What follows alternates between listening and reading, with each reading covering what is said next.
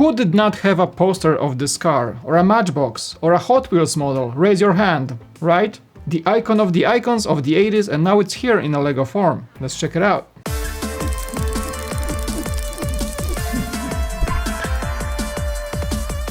Bricks and Minifigs is your one-stop shop for all things LEGO. Hit the link below to find a store near you. That is possibly the most fitting set for the Icons dim name from LEGO, am I right? So far, to get a LEGO Countach, people had to get the Speed Champions version or a rebrickable redesign of the Porsche Targa set. The numbers are 1506 pieces, $180 price tag, launching on July 1st, 2024. Measurements 34 centimeters or 13 inches long, 9 centimeters or 3.5 inches high. I will admit that the manual forward feels short for such an iconic car, literally only 3 pages, and that's especially compared to the Porsche Targa manual, which had much more background to it. That is the pre-1987 version of the car with the giant V-shaped rear wing and flat side sills.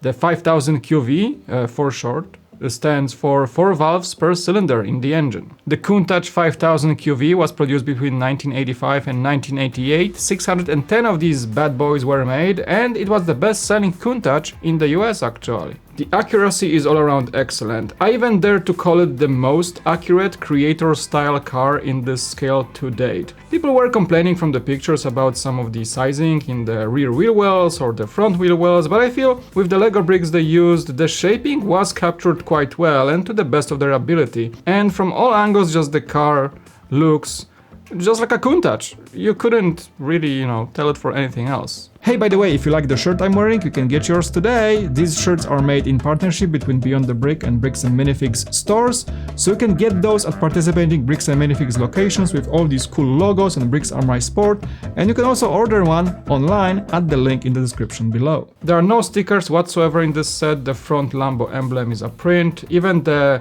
lower fog lights, I believe, are printed cheese slopes. There's print on the steering wheel, print on the back with the marking of the car. No stickers, so that's premium. There are some really fancy build techniques involved, like the way the angle in the front is done, this angle here, and compared to the opening of the hood angle, that is. That line here, those connectors are simply striking. There are no pop-up headlights, which are kind of iconic to the Countach as well, because just this assembly is kind of complex, so it wouldn't allow for the headlights to be there. However, I would love to see maybe a second panel to be swappable here, because you can kind of take it off, there's a connector inside. Would be nice, because with the Targa we had a 2-in-1 version, which was the entire redesign of the car, to switch between convertible and non-convertible. Would be nice here to have somewhat of that functionality of a 2-in-1, not gonna lie. The rear kind of engine bay window is a smoked window here, for example. That opening for the latches for the scissor doors are brick built. All of this is brick built shaping. You can see the plentifulness of triangles here to capture the car's style, and even the fact how they did the top of the scissor doors. The top frame is there's like a ball joint in this, like going through a open stud. And then this piece kind of shapes this so it kind of aligns with the windshield and with the roof. Since we're here, let's get those functions out of the way. So again, the opening of the hood. There is some, area here to stash a bag. So that's the Countach's storage area. And the scissor doors are definitely the highlight of the set. They are on a rubber band mechanism. So if you can get closely here, they do kind of, move away from the chassis. That's by design, so you can pull them back and then flip them and settle them in. So the tension of the rubber band and the way it's designed makes that the doors stay, and if you kind of move them to the angle, they kind of soft close. And to finish things off, there's a really satisfying stud, an open stud in the back here that captures the doors so they don't rattle when you're not playing with the doors.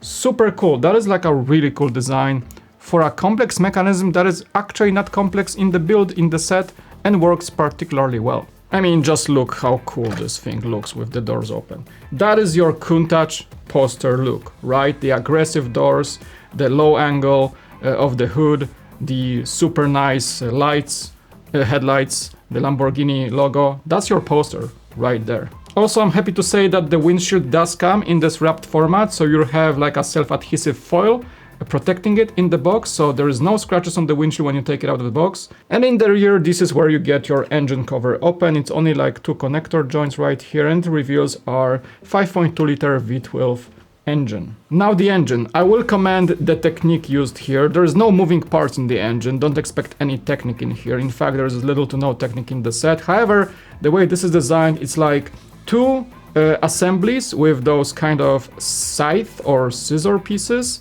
moved just by half a stud between each other. So you can see kind of there is a little bit of that half a stud offset between these panels, and once they connect, once you put them in, they crisscross like that, so you get this effect.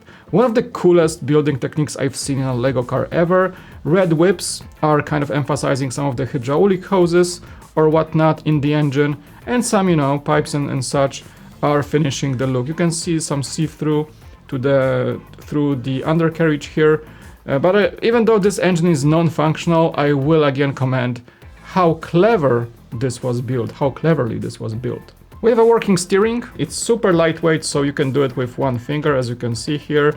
As you see at the interior also, we have the Rosso color, the red leather from the Lamborghini is here. There is a printed dashboard. There's a 1x6 brick that's actually printed in there. There's a small 1x2 tile panel in the middle next to the shifter.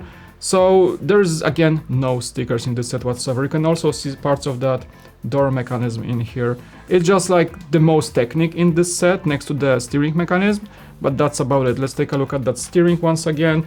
You can see how lightweight this is here. So how did they do the wheels? That's a new rim, completely new rim designed for the Lambo. So the front ones are using this side of the rim, the more flat profile, and the rear of the rim is the recessed version. You can see this one is being used in the back wheels. So that's just a completely new designed rim for the Lambo. People were asking how the tires are done in the back for the oversized look. They are doubled up. So you get 4 white tires in the set, the white tires used in the front wheels and the back wheels, and a set of 2 narrow tires to go on a long axle with a black rim actually inside. Let me see if I can take that off so I can show you. There you go. So that's a black rim that we have seen before, but basically it's a doubled up design. So you can see I couldn't put those on this side of the Lambo, on this side of the rim. I have to flip the rim to use the recessed side of it, and that's how Lego went about this design. Let me see if I can just align them. There you go, and now you have the oversized fat tire Lambo look. Also will commend the entire build of like this lower spoiler. It's really clever how they did it. I'm not gonna spoil too much here, but you're gonna enjoy this part of the building process. I was really impressed by how they fit all the wedges into the set. I'm gonna show you some more cool techniques in the rear, but overall that was one of the most impressive parts, how this kind of goes in, connects to a lightsaber piece inside. This angle here kind of clears with the those slopes and matches the cheese on this section here, and then it kind of the wheel well goes to create that like semi-square shape with the arch here, and goes right to the triangles on the design. So the lines of this car is definitely the most impressive part.